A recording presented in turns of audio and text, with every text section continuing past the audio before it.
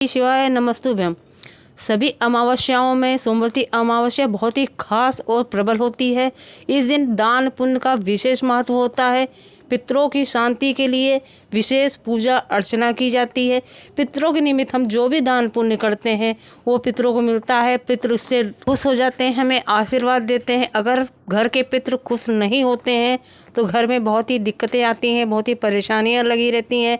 कोई बीमार रहता है, कितना भी हम कमाएं वो हमारा एक कमाते हैं, चार खर्च होता है। इस तरीके से हमें पितरों की शांति के लिए, पितरों के लिए विशेष उपाय भी कर सकते हैं। इस दिन पंडित प्रदीप जी मिश्रा ने बहुत ही खास और बहुत ही अचूक उपाय बताए हैं। इन उपायों को सोमवती अमावस्या वाले दिन करें। नवरात्र शुरू होने के ठीक एक दिन पहले अगर सोमवती अमावस्या पड़ती है तो उसका बहुत ही विशेष फल प्राप्त होता है। क्या पड़ती है? चावल की कटोरी में एक कपूर का टुकड़ा रख दीजिए, छोटा सा, और कपूर का टुकड़ा रखकर उस कपूर को दरवाजे के बाहर कटोरी में ही, चावल रखी हुई कटोरी में ही उसको पितरों का स्मरण कर कर जला दीजिए।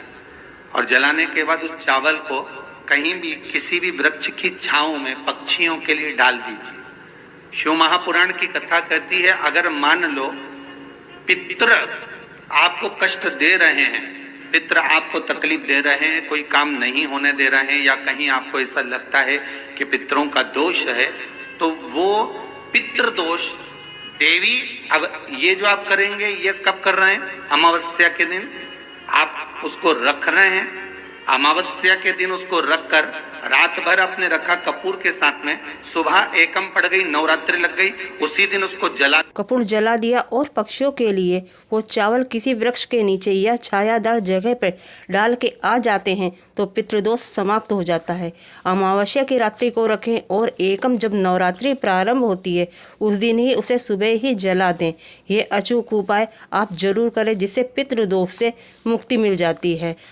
आइए जानते हैं गुरुजी ने अमावस्या का और कौन सा अचूक उपाय बताया है। सोमवार के दिन जो अमावस्या पड़े वो सोमती अमावस्या कहलाती है। क्या करना पड़ता है उस दिन? पीपल के पेड़ की परिक्रमा करो, या तुलसी की परिक्रमा करो, या पूजन करो, पाठ करो, कुछ भी करो, पर सोमती के दिन दान करो, पुण्य करो, सत्कर्म करो, भजन करो। तो सोमती अमावस्या का विधान इतना शास्त्र क्यों कहता है कि सारी अमावस्याओं में प्रबल सोमती अमावस्या, शनिचर्या। तो गुरुजी ने बताया सारी अमावस्याओं में प्रबल सोमवती अमावस्या और शनि अमावस्या होती है। 8 अप्रैल को सोमवती अमावस्या है, इसलिए ये सबसे ज्यादा प्रबल अमावस्या है। इस दिन आप दान पुण्य करना न भूलें। अपने पितरों के निमित्त दान पुण्य जरूर करें। गंगा के जल से स्नान जरूर करें। हरिद्वार जाके या किसी भी तीर्थ स्थल में जाकर स्नान नहीं कर पाते हैं तो आप अपने ही घर में रखे हुए गंगा जल की कुछ बूंदें स्नान करने वाले जल में डाल के इससे स्नान जरूर करना चाहिए।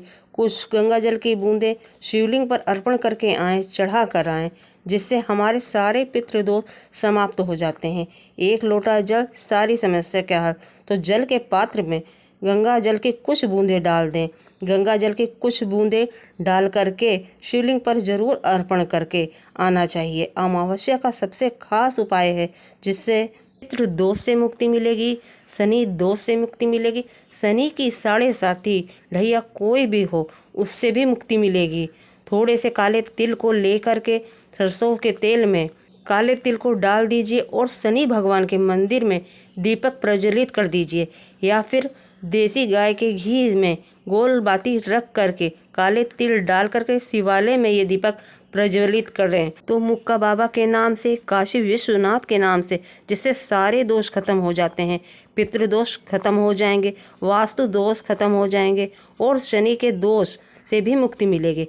इस तरह और कई छोटे छोटे बहुत उपाय पंडित प्रदीप जी मिश्रा ने अपनी कथाओं में बताए हैं। जैसे अमावस्या का एक और अचूक उपाय, 1 तांबे के लोटे में जल ले लीजिए, उसमें कुछ तिल के दाने डाल दीजिए और शिवलिंग पर यह काले तिल वाला जल अर्पण करके आएँ। इससे पितृदोष तुरंत समाप्त हो जाता है। काल सर्प दोष से भी मुक्ति मिलती है और जो वास्तु दोष हमारे घर में है वो भी इससे समाप्त हो जाता है। तो सिर्फ अमावस्या के दिन ये छोटे छोटे उपाय करने से ही बहुत ही शुभ फल की प्राप्ति होती है। तो ज़रूरी नहीं है कि हम सारे उपाय करें, इनमें से 1 या 2 उपाय भी कर सकते हैं। जैसे कि 1 उपाय सुबह कर लीजिए तो 1 उपाय सोमवती अमावस्या की शाम को कर लीजिए।